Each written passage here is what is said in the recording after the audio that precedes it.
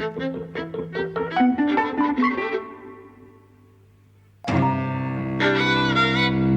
and welcome to Who's Dropping at the Movies. I'm Mike. And I'm Jose. And we're talking about the fourth in the 5-part film series, Small Axe. Mm-hmm. This one's called Alex Wheatle. Yes. And it's about a man called Alex Wheatle, who's a real person. Yes. He's got an MBE, he's a young adult novelist, and this talks about his upbringing. He was born in 1963, and this talks about his upbringing in sort of children's homes, orphanages, and then he's moved to Brixton.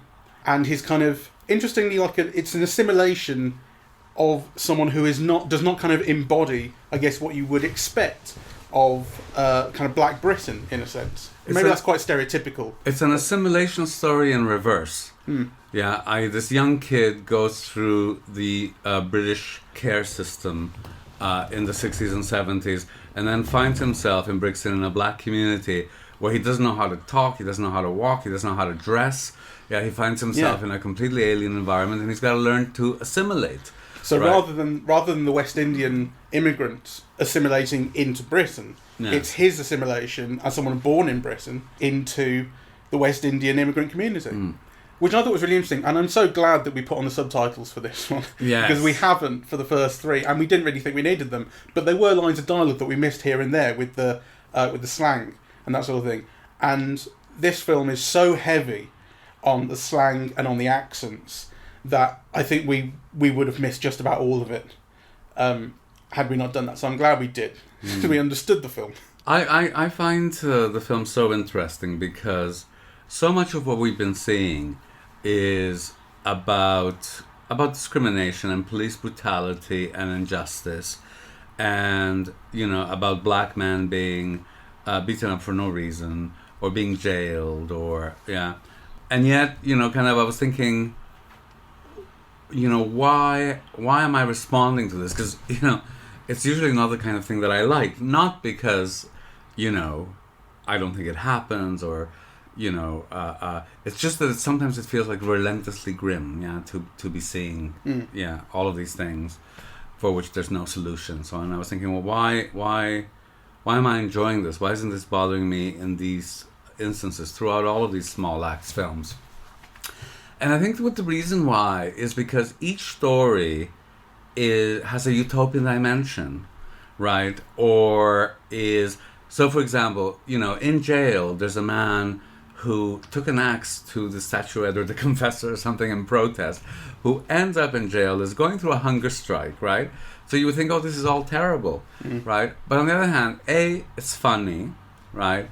It's endearing, and then it's also like, so the message is that the solution that this man finds is in protest, right? So, and it's also in education.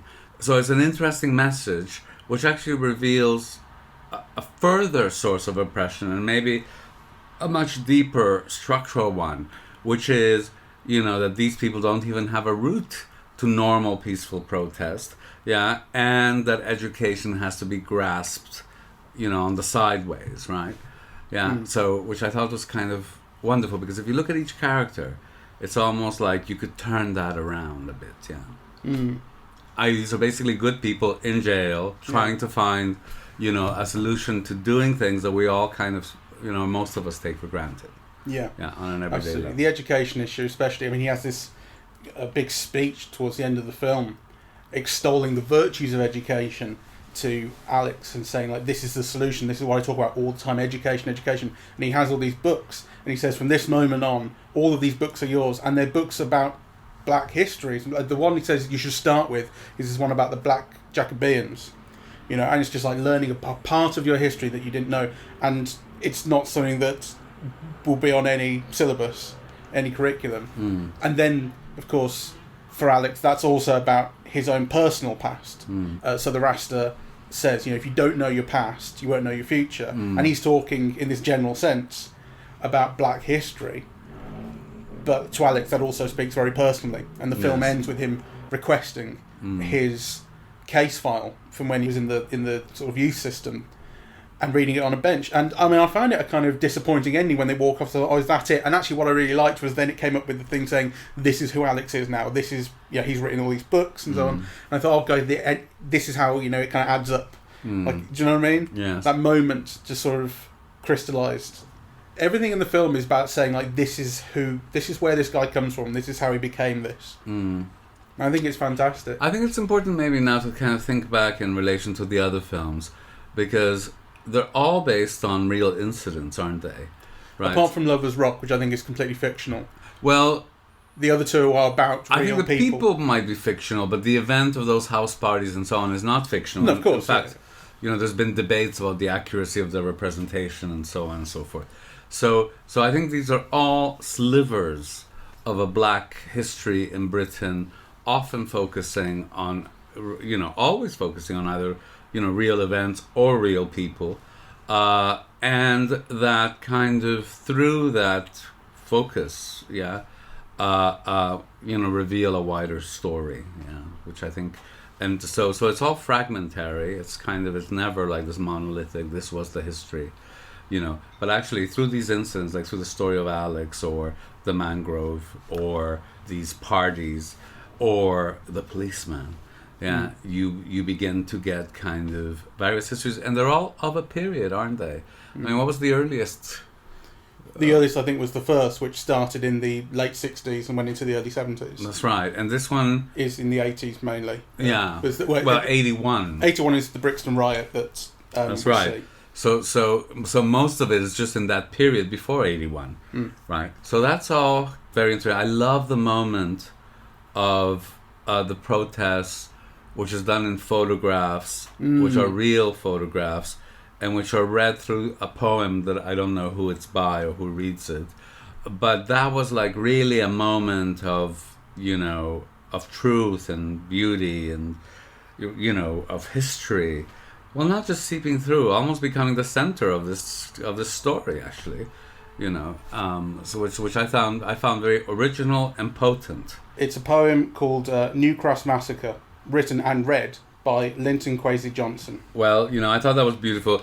I thought that was a really remarkable thing, actually. The film turns into something else at that point. It's not about Alex's personal story at this point. It's about the community, and it's about the importance and the scale. And like you can imagine, like with 40 years kind of in between, 40 years on from now, there'll be a similar poem. Or you can have a similar look back in the same way about Grenfell Tower. We will, for sure, though, I'm also, so I was going to say, one hopes things will have improved by then, and then I'm thinking, well, they probably won't have, actually, So I think one of the things that I do want to kind of just have as a sideline, really, as a sideline conversation, because we have been having conversations with friends about, is this film, is this television, and my answer to it, really, in a way, is I don't care. I mean, whatever it is, it's great. I do think that there are things, like, so I was watching this today, and I was thinking, how interesting, because I actually can't imagine this being done for a cinema, right? There was too much just talk, right, and kind of close-ups of talking heads, right, and there was a lot of it was really dialogue heavy, so I think, you're thinking on the one hand, I can't imagine, like any studio funding this for a cinema, right? And then you're looking at the screen ratio, and you think, well, the BBC's taking care to show it to you in the proper ratio, which leaves black space in the top and the bottom, which is not the normal thing for television, right? I have never seen a television show boxed. Not a TV show, no. I mean, Channel 4, when they show films, make sure to show them in the right aspect ratio. I know. But no, I'm saying, so that's one aspect. But as for TV shows, I think occasionally, like, I've seen a bit of a TV show, like Top Gear every now and again, have done something in film aspect ratio, but not just a show that's made for TV, straight TV. You don't see that. Anyway, and to throw another spanner in the works, I was reading this interview with Steve McQueen where he was saying, like, so on the one hand, how happy he is that this has, been shown on television and has made such an impact on television, but the spang that it's not being shown on a big screen, because I think it was meant to be shown on a big screen, right? Yeah. I thought it was conceived for TV. I think it was funded by television, commissioned by television, which is different than who the filmmakers made it for, whether they made it for a big screen presentation or not. Yeah, but I think I was reading that.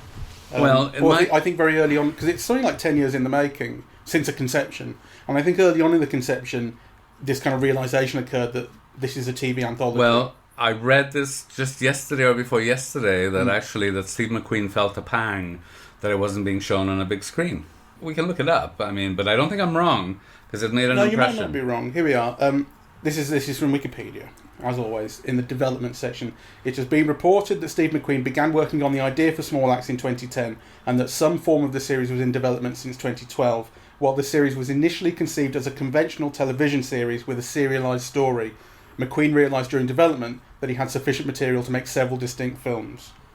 And then it was announced a couple of years after that, 2014, that he would write and direct an untitled series for BBC One or BBC Two about the experience of black people in Britain. Right. Which is not to say that he can't also be disappointed that it doesn't get the chance to be shown on a big screen, you know. Because it was shown at the New York Film Festival, I think, the whole series. I think the first three, they have been shown on a big screen somewhere. Yeah, we've got fragments of information here. And I looked that up. Yeah, the spang that, you know, these works will not have had a run in cinemas. So I don't know. Yeah, and like I said, I mean, you know, for me, I don't care in certain ways. I mean, I just think that it's great that we have an opportunity to see them. I think, you know, in terms of issues around aesthetics, I do think, you know, that in trying to figure out what was done how, you know, the question of intent and where was, you know, what it was meant for and so on, you know, might bring in interesting thoughts into the issues, yeah? So I don't think that it's completely inconsequential, yeah, kind of these issues. Well, I think the issue about whether it's TV or film has this coded value judgment implicit in it. Right, yes. So basically if it's TV then it's valueless, and if it's film then it's aesthetically wonderful and pure and all the rest of it. And I don't mean that at all. And that's the thing that is annoying to sort of engage with. But the idea, but actually the effect of what it kind of counts as is worth engaging with, right? So like I was saying, the thing that I found so impressive about one or two of these films is that they have been made for TV and have been shown in a way that is free to access. As long as you pay your license fee. Yes. You know, this isn't something that you choose to put it on TV or whatever, but this isn't something that you go out to see. This is something that is coming into your home. And so there are things that are interesting to me as someone who admires McQueen and so on, because I do think that narratively these are tighter and more cogent than most of the work that I've seen of his. Yeah, and actually it might not be as condensed as some of the other works, but that could be a good thing. I think it is a good thing, you know, in this. And also, there's not a loss of what I call poetry. Yeah? Well, and in this case, literally a poem read over these photographs that then becomes like so powerful, you know, kind of in the scheme of the narrative. I think he's doing things that are very, for me, unusual to see on television. I mean, that scene where, you know, the young man is lying down or he's beaten down and the camera moves in, yeah, very slowly to a close-up of him, and then it lingers and lingers and lingers and lingers and lingers, and then it moves back, right? This is when he's at school. Yeah. And they get into the fight because the white kid says racist shit to them about listening to black music, listening to reggae. And then the fight starts and he's dragged out, Alex is. And I noticed that, like we've been talking about the length of shots being held, and it's something that happens a lot less in this. I think this is the most televisual looking of the films we've seen. I agree, by quite a long way. But that is a moment where you have a lot of time to take in what you're seeing, and then it rhymes later. I think the payoff is that it rhymes later with when he's in the prison cell. Yes, because it's the same shot, it's the same pose, you know, and it's like explicitly linking the treatment that he has as a young man to the treatment in the police system. Yes. Another thought, and you know, again, it might just be of interest to me. He goes to Brixton. He's learning how to be black, or how to be black and British, in Brixton. Because obviously he's always been black, but he's been acculturated as, you know, as a Sussex care home boy. So he's got to learn. Surrey, So he's got to learn how to be black. And you see all of these spaces where these kids learn to do that, right? And the primary one is the record shop, And actually, it really did make me think, because, I was thinking on the one hand, for people like myself, there's all this nostalgia about the disappearance of places of sociability that kind of affected our own youth, right? Shops and discos and nightclubs and sports centers. So I think with people of my generation, everything's expressed as kind of loss, instead of what I think should be kind of a spark to curiosity, which is, where are kids making these spaces of their own sociability now? Are they purely online? And if so, are there certain online things that are more important than others, like the record shop and the places of buying music? It isn't just a commercial exchange; it's a place of socializing. Yeah. There's a lot more that happens online these days. It's got to be said. I mean, when I was his age, or maybe a bit younger, you would hang around shops. You'd hang around the city centre. But it's not the same as, obviously there's no record shop in my lifetime that's been as busy as the record shop you see here. Yes. I would have thought that for your generation already, most everything would be online. It was getting online, when I was sort of in my teens, I guess. It was, the online world was developing a lot. Facebook, I guess, came in when I was maybe 15 or 16, Twitter a little bit after that, and then, you start to adopt it and get onto it. And now the thing is, the kids who are sort of a generation below me aren't on Facebook. It's for their parents. Yes. So like the things that they do, I don't fucking understand. So things have sort of moved on even more. I really don't know if there are so many physical spaces that kind of kids, a generation younger than me, kind of meets up in. Maybe it is almost all online, especially now we've had 6 months or more of lockdown, where it has to be. That's because it's sort of speeding it up, probably. Well, I think we're all online now, for everything. Yeah. I mean, I love the shot in the record shop that encapsulates that, like, everything happens here, where he walks in, it's the first time you see the record shop, when he walks into it, and it's new to him, whatever, and then the camera pans round, and you see all the records, and then he picks one up, and it's 6 months later, because he's talking to the guy he knows him. So like 6 months have passed, and obviously it's all happened in the record shop. Kind of sort of subtly encapsulates that this is the centre. And he says in prison, it's always about the music. It was like when he says, "How did you get here? What's your story?" It was always about the music. Yes. And this music has been so important to the whole series. Yes. Like that record shop's shot it seems like a kind of centerpiece. It's not showy at all, but it's just, it says so much about what's important to this era and to these people. Yes. I mean, I think the question, I suppose, is then, I would be very curious, I hope somebody does a study of, of how are white British people responding to this, right? Because one of the last lines in it, which I thought was so interesting, he says, like, what's really important is class. Yeah, what really has to be investigated is the question of class. Which I thought was kind of, almost came out of nowhere, actually. And then it became so interesting. And then I thought, well, why does it seem to come out of nowhere? And the answer is because all the black people we see are working class or sub-proletariat.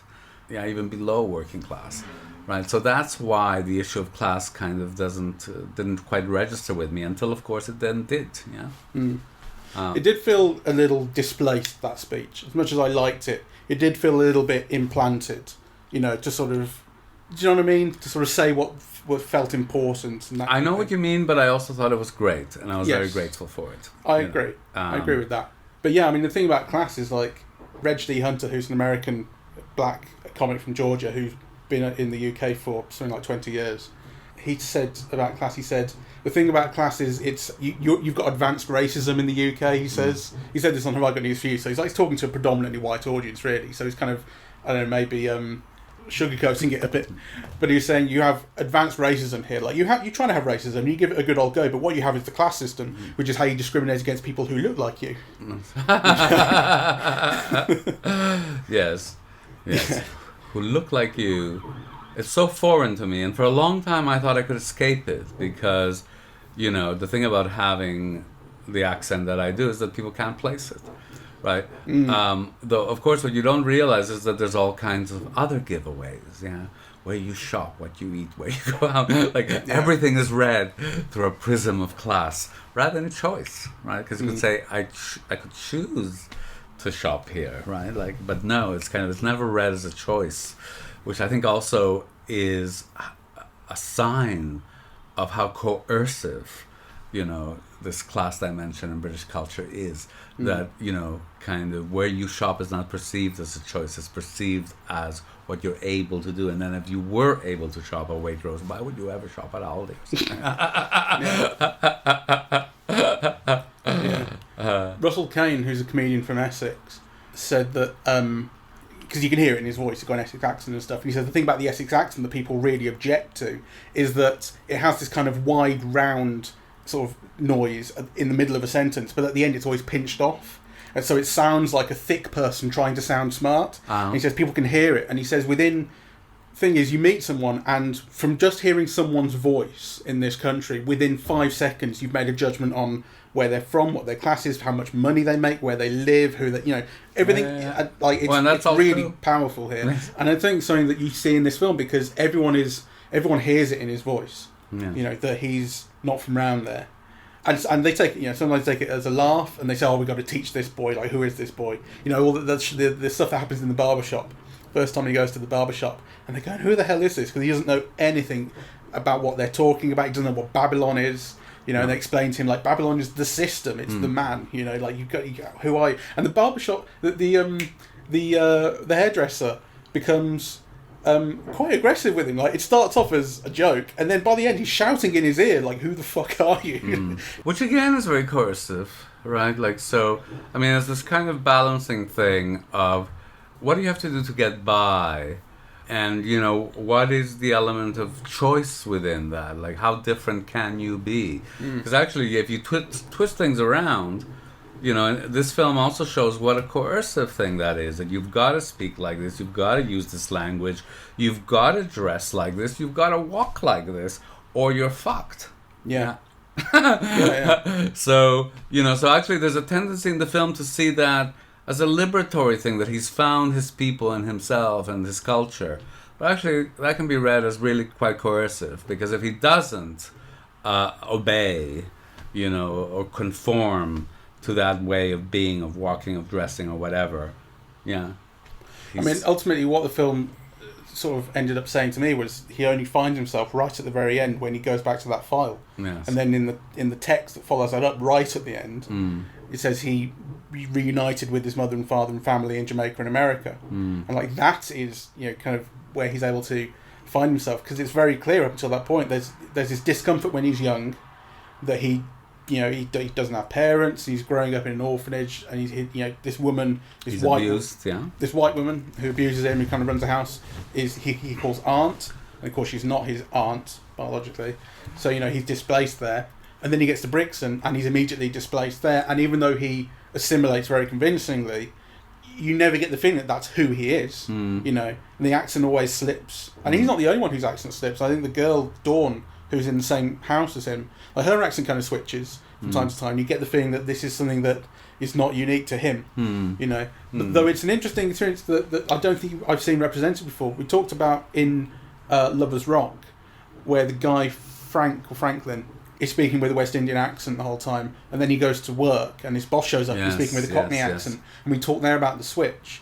But here what you see is a development from one to the other, and actually in slightly different circumstances, why that switch happens and how that development happens, which I think is really interesting. I don't think I've ever seen that before. Yes. What did you make of the family scene? The scene where... Christmas. Was it Christmas?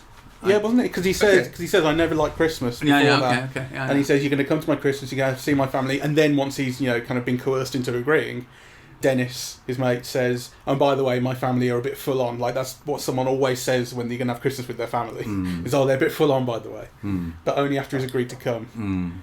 Yeah, and he has this kind of uncomfortable time there. And immediately it's kind of obvious that he would never have liked Christmas, because it is about the family and friends and the people who are a part of your life. And he never seemed to really have anyone like that. Yes.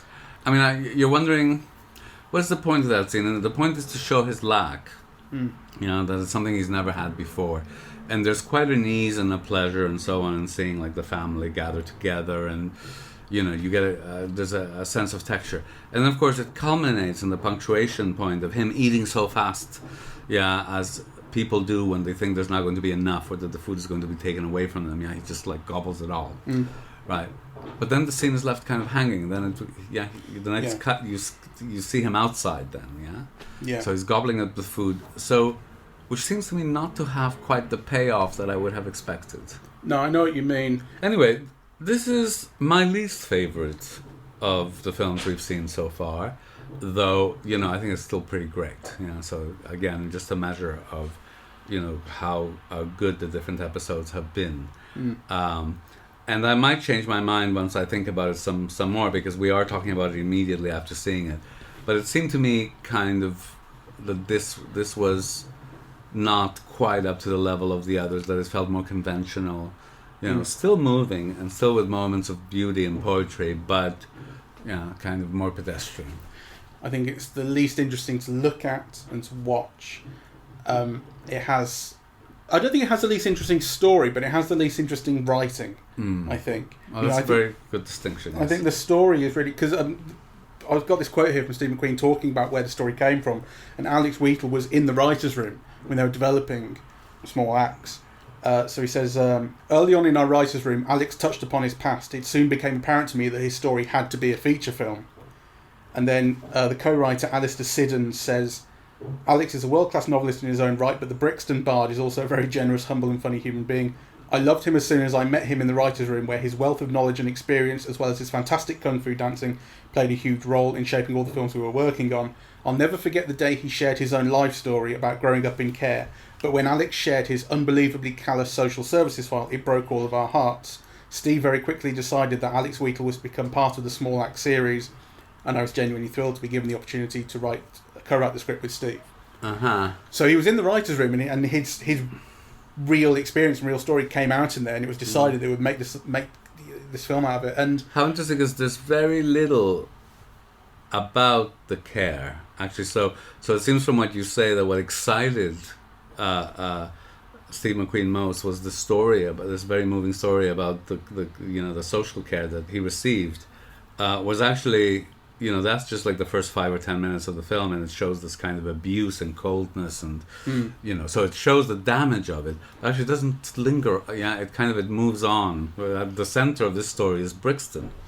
Yeah, it is. I think from that quote it suggests that the social services file was the kind of catalyst that seemed to kind of grab everyone, and the film does end with that as well. So it is, it is central to it, I think, and like I said, it's central to his sense of identity and the idea that he all comes back to that thing of knowing your past, and for him, that's a much more personal thing than it is for, I guess, pretty much anyone else we've seen in the film. For everyone else we've seen in the film, knowing your past is about culture and your people. And him, it's about his mum and dad. But I do wonder. I do think that I think there is a more engaging film to be made about that story. It doesn't feel like this nails it, though it's interesting. Yeah, though I think it's still pretty great, though. So I'm very glad we saw it, and I can't recommend it enough, actually. And I think the next one will draw on Steve McQueen's experiences as a child. Next one's education. And I was reading a profile recently that I think was from 2014. It was around the release of 12 Years a Slave, where Steve McQueen was being asked about his past. It was a profile in The Guardian, and he was kind of, I guess, seemed reticent to talk about it, about kind of treatment at school and things. And then the interviewer, the profiler, says later that night or the next day, I got a phone call, and it was Steve McQueen saying, we really should get to the bottom of this. So there's obviously kind of something in there. So I'm interested to see that one, because I think that will kind of draw on that. Let's do that now. In the meantime, we highly recommend that you see Alex Wheatle. We are eavesdropping at the movies, and we are on Apple Podcasts, Google Podcasts, Spotify, SoundCloud and YouTube. On social media, we're on Facebook and Twitter at Eavesdrop Movies. And the website is eavesdroppingatthemovies.com. Thank you very much for listening. Goodbye.